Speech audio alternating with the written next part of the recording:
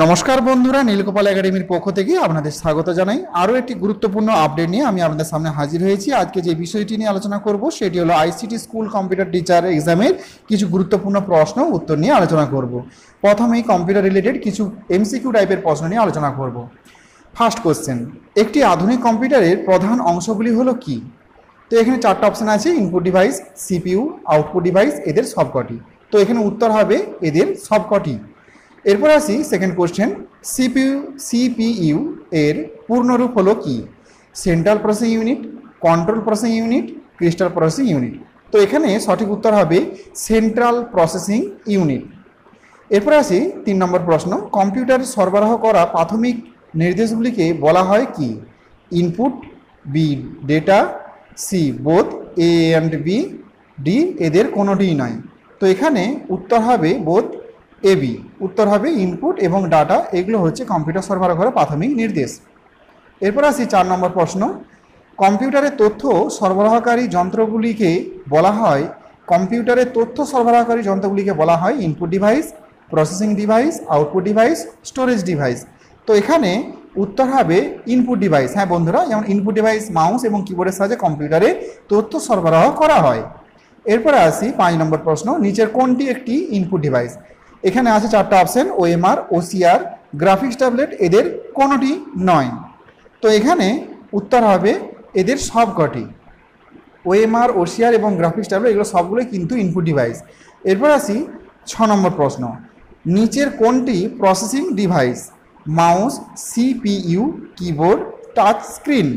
তো এখানে উত্তর হবে সিপিইউ। সিপিইউ হলো কম্পিউটারের প্রসেসিং ডিভাইস। এরপর আসি 7 নম্বর প্রশ্ন, ইনপুট তথ্যগুলিকে বিশ্লেষণ করার পদ্ধতিকে বলা হয় কি?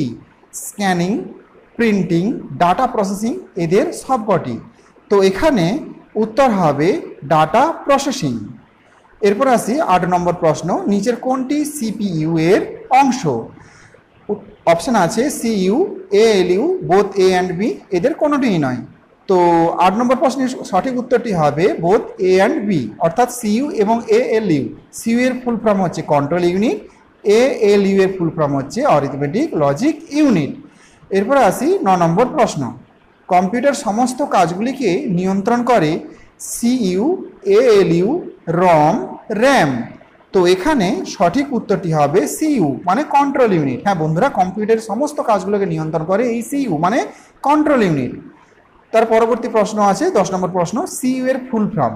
Common unit, control unit, central unit, control unit এবং ক্যাচ ইউনিট।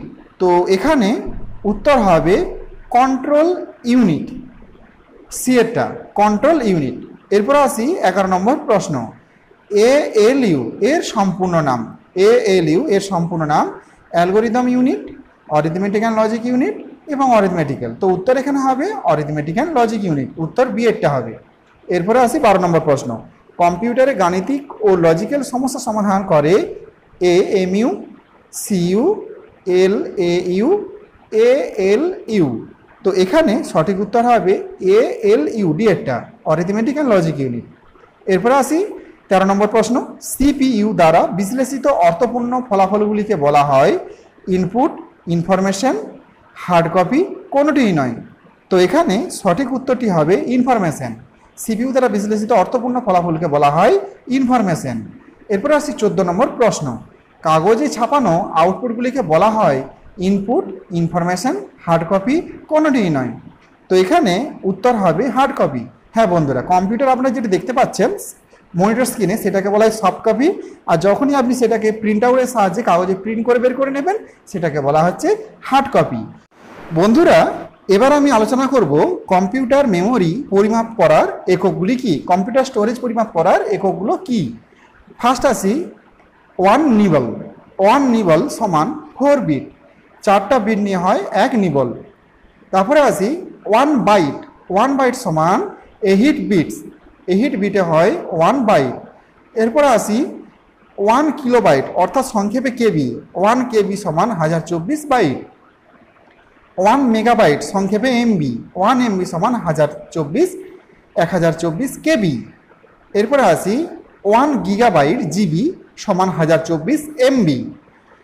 1 টেরাবাইট সংক্ষেপে টিবি অর্থাৎ 1024 GB।